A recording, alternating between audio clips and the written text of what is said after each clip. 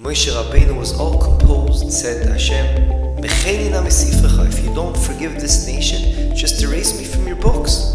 You gotta be focused. You gotta be focused and realize what life is all about. Rabbi Saf Aaron Prisman on the Parsha. This week, Parshas Behaaloscha. Does the end justify the meat? Shalom to everyone. In this week's Parsha, Parshas Behaaloscha, I want to share with you a concept that my dear friend Rabbi Eli who has been helping us with the podcast and the website, he pointed to my attention this phenomenal idea brought down by Rav Shimshon Pincus in one of his Sefer Shimshon al Torah. And Kedarkeinu B'Kodesh, we'll start with a couple of basic questions.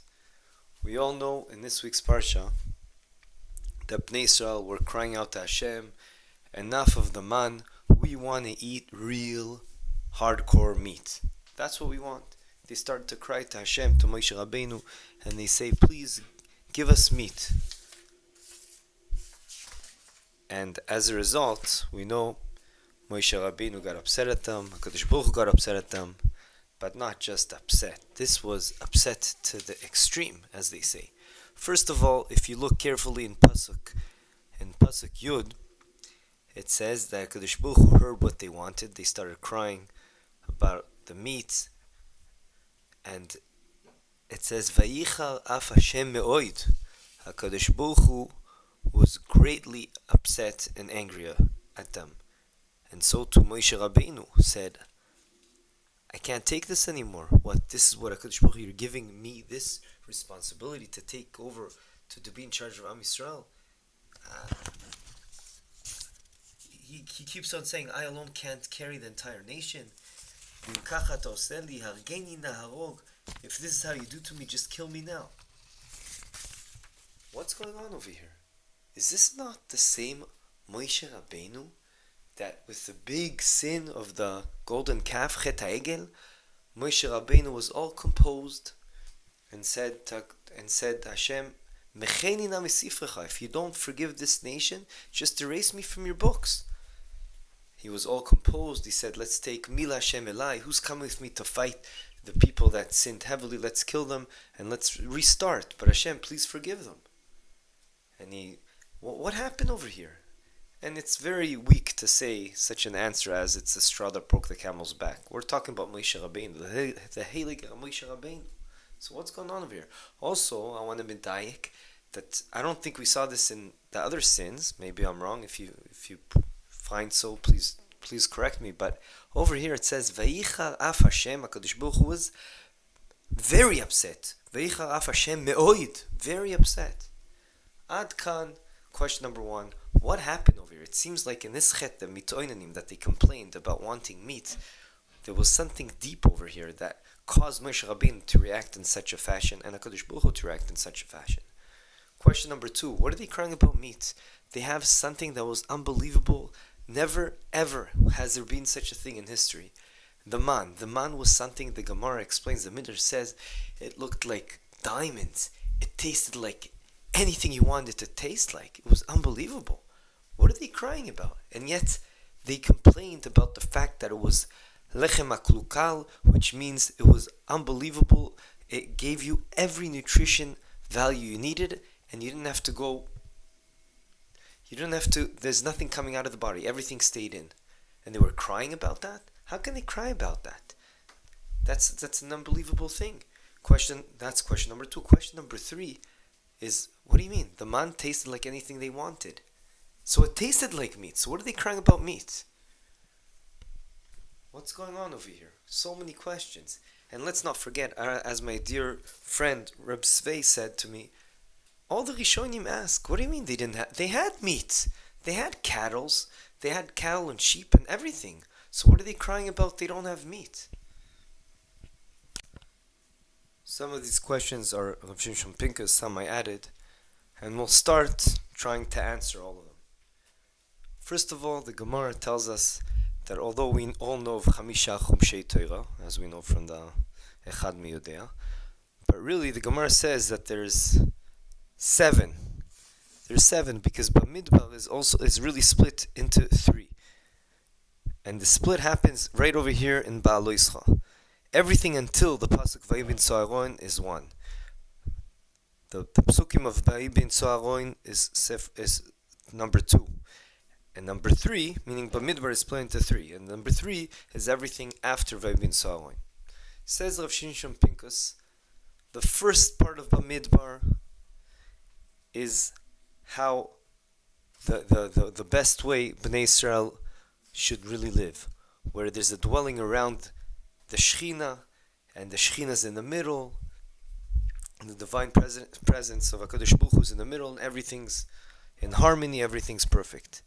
Then you have Vayibin Soaron, Vayom Moshe, all the enemies just run away from us, and from every perspective HaKadosh Baruch Hu takes care of everything, because everything is in perfect harmony. And then started what is the root cause of, we'll call it the fall down. Everything goes downhill from here. The misoinanim.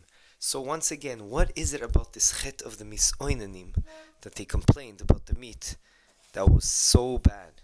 At the end of the day, they wanted joy, a good piece of steak. Why is that so bad?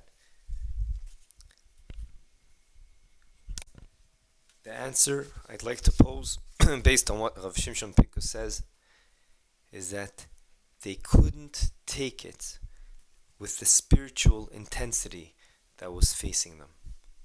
They couldn't take it. And you know what represented that in the best way? The mann. The mann was an angelic type of food.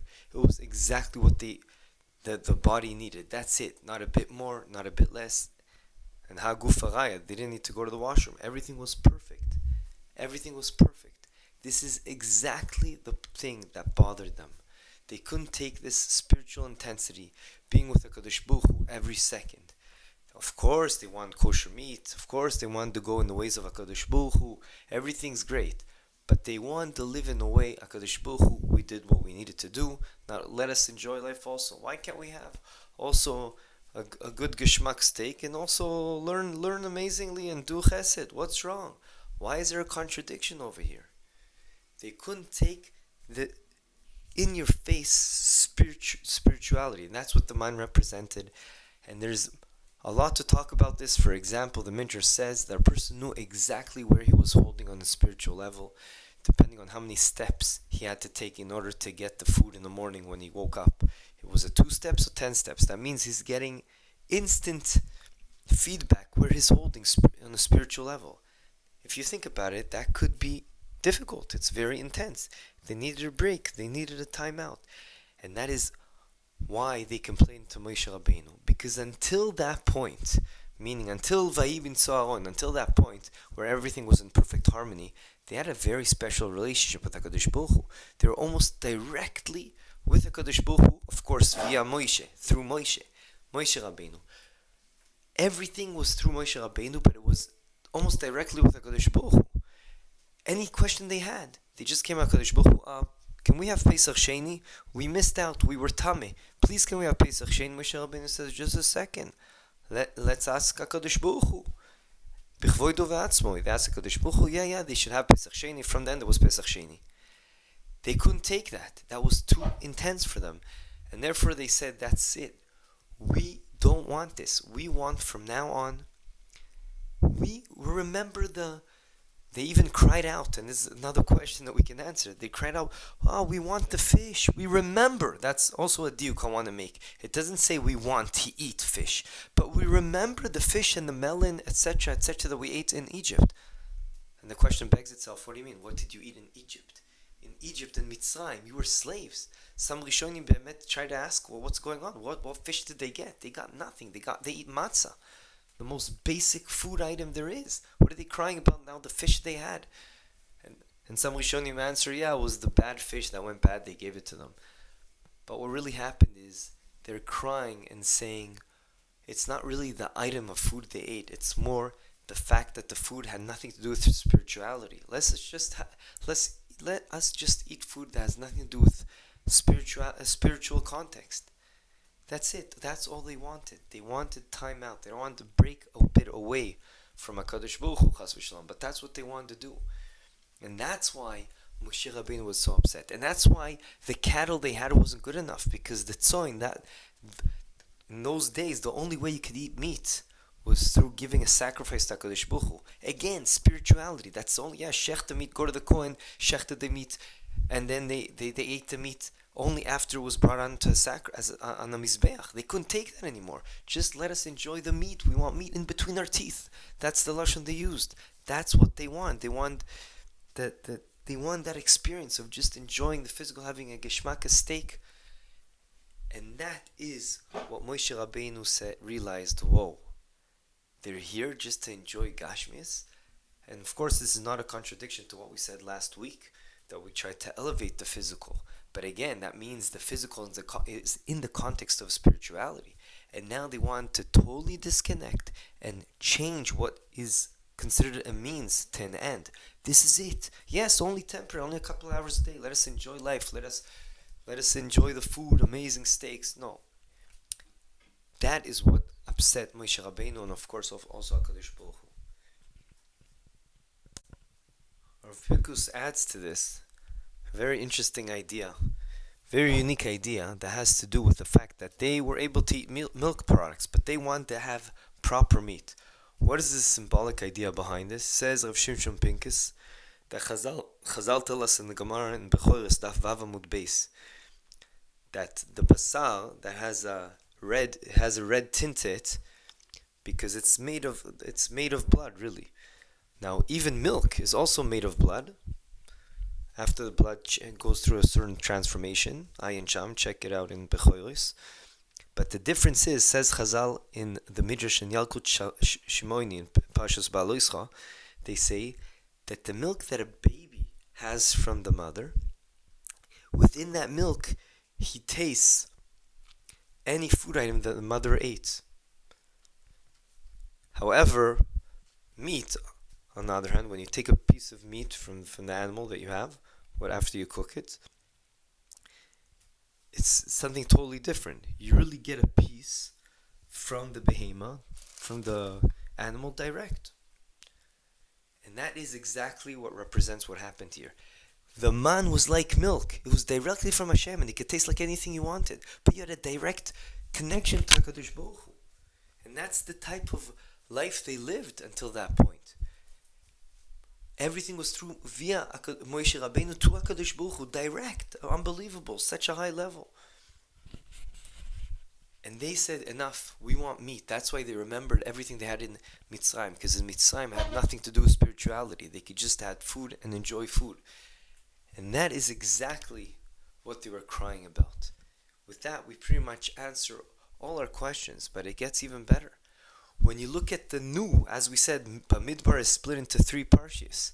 Parsha number 1 is Apto Vayibin Soaron. That's in the balanced, in the harmony formation where the Shekhinah HaKadosh Baruch Hu dwells in the middle. Everything's going through Moshe Rabbeinu.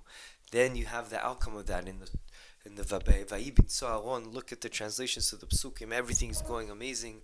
And Chazal tell us that represents anything in this world. Even the Gashmis aspects will end up being perfect because we're in harmony with HaKadosh Baruch Hu via Moshe Rabbeinu. But then starts the pitfalls. As Rav Shimshon Pincus explains, from that point and on, we have all the different parshas. We have the Chet HaMeraglim after, and we have in Parshas Koyach the argument between Korach v'Adato, and we have in Chukas that Moshe Rabbeinu had the sin of Mei Meriva, and we have in Balak also that Bnei Yisrael went with Bnois Moav. Ayin Sham, how he explains how it follows exactly that everything stems from the same shorosh, the same root cause, which is not living a spiritual life. And that is what caused everything, and that is what happened right after. HaKadosh Baruch Hu says, Moshe Rabbeinu, last time HaKadosh Baruch Hu told Moshe Rabbeinu, I'm so happy, Shal Koyach, great for you that you come and fought back for Bnei Israel so that I'll forgive them. But this time, you don't see that action from HaKadosh Baruch Hu. Rather, HaKadosh Baruch Hu says to Moshe Rabbeinu, you know what, you're right, from now on it's not going to be on your head only. We're going to get 70 of this, we're going to get Ziknei Israel to be with you. Yeah, the Psukim go on to say that 70 Miziknei Israel, they'll help you out, because from this point on, it was no more this amazing epitome of spirituality direct connection through Moshe Rabbeinu. Now they had to ask the Zkenim, and it wasn't the same anymore. And this is what was the root cause of everything, because when we're close to HaKadosh Baruch Hu and live a spiritual life, and we have the goals of what life is all about clear in front of our minds, in front of our eyes, every day, day in, day out, and realize what life is all about. And it is about spirituality. But yes, of course we have Gashmias around us, but we elevate the Gashmias, and we use it as Kalim, just like our body is the most evident Kli for the Neshama, for us to be Oved Hashem and connected to HaKadosh Baruch Hu. That's how we should live life. And Rav Shimshon Pincus, at the end of this Shtikol Torah, he explains how, if you really think about it, you'll see even life here in this world is way better when you live life in such a way that it's clear to you always, no matter what you do, that it's all about connecting to HaKadosh Baruch Hu and being spiritual. Ad Kedei Kach, he gives a very simple example that a person comes home and he said to his wife, I have a very important meeting tonight, please make sure my dinner will be ready. I don't usually ask of you for this, but please, this one time is very important for me. Now, he can either come home and he sees if the dinner's not ready, he can get upset, or before he enters the door, he says, what is life all about? It's all one big optical illusion, so that there'll be room for my freedom of choice. I can choose to be good or bad. Before I go into the store, whatever happens, if the dinner's not ready, I know that is what was meant to be, and that's my nisayon. Everything's great, and we'll just move on in life and be happy. Imagine what a difference it is if you look from that perspective onto life. It's a totally different ballgame. I just want to end, even though we're on the 16-minute mark, and there's a lot more to say. First of all, we've answered all our questions, because the reason they weren't happy with the mann, even though it tasted like meat, and even though they had meat, they were complaining about meat, because what they really were complaining about is we want food, and we don't want to be no strings attached, no spirituality, no sacrifices, no nothing. That is what we remember back in the days of Mitzrayim. That's what we miss. Just give us a bit of slack. But they didn't realize that slack is what makes the big difference. Once you say even a couple hours in the day, just let me enjoy Gashmis, that's a problem. It's just a means. You can't turn a means to an end. You can say that you need a bit of vacation to have more koichos, to be over the Hashem, but just vacation, l'shem vacation. A vacation lishma, just for the sake of vacation. A piece of steak, just for a piece of steak, not for sudas mitzvah, not to get koichos, to be over the Hashem, that's a problem. That is where it starts going downhill, because we know in spirituality, just like a baby develops, there is no staying status quo. There's always either continuous growing or chas v'shalom, the other way, going down. I just want to end with a story. I won't say the vault behind it. We need a couple of minutes for that. But once upon a time, there was a king that had a big war broke out between the two kings, and king number one said, I really want to stop this. He told his nation, whoever has a good sign, an idea how to stop this war, I promise you 5 minutes to go to my treasures, and whatever you can come out with from there, you'll get. And lo and behold, one person was able to give such a solution, and it worked. The king didn't know what to do. He went to all his yoatzim and consulted with them and said, what do I do? On the one hand, I can't lie, I'm the king.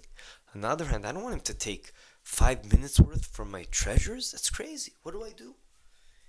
And then he decided, and the yoatzim, the people he consulted with, they told him, we have an idea. Let him into your treasure, but we will put everything out there that will attract his attention. We'll put the best 500-year-old wine, and we'll have amazing food and the best music, and hopefully we'll distract him. He went in, and he starts running for the treasures, but then he hears this amazing music. He starts dancing. He sees this unbelievable cakes. Wow. And before he knew it, time was up. That is exactly what life is all about. That's obviously the mashal, the nimshal is, you gotta be focused. You gotta be focused and realize what life is all about. The more mitzvahs you do, the more chesed, the more Torah, the more connecting to HaKadosh Baruch Hu. And even the physical we can elevate and turn into mitzvah. You go to sleep, you have kavanah, I'm sleeping, so I have koichos to do avodas Hashem tomorrow, yiratzoin, that we'll be able to take this message with us, upgrade our lives, believe it or not, both spiritually, which will also have the ripple effect on an upgraded life in Gashmias, and realize what is a means and what is an end. Have a great Shabbos.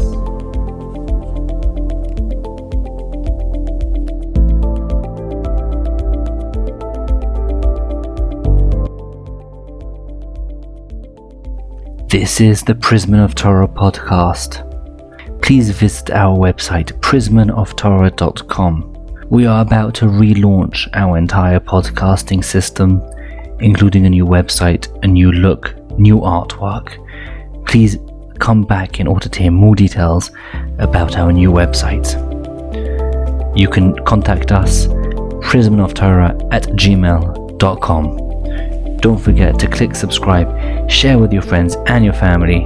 This is the Prism of Torah Podcast Production. It was done for free by Eli Podcast Productions. Le'ilun Nishmas Yachok Aizek ben Ramosha.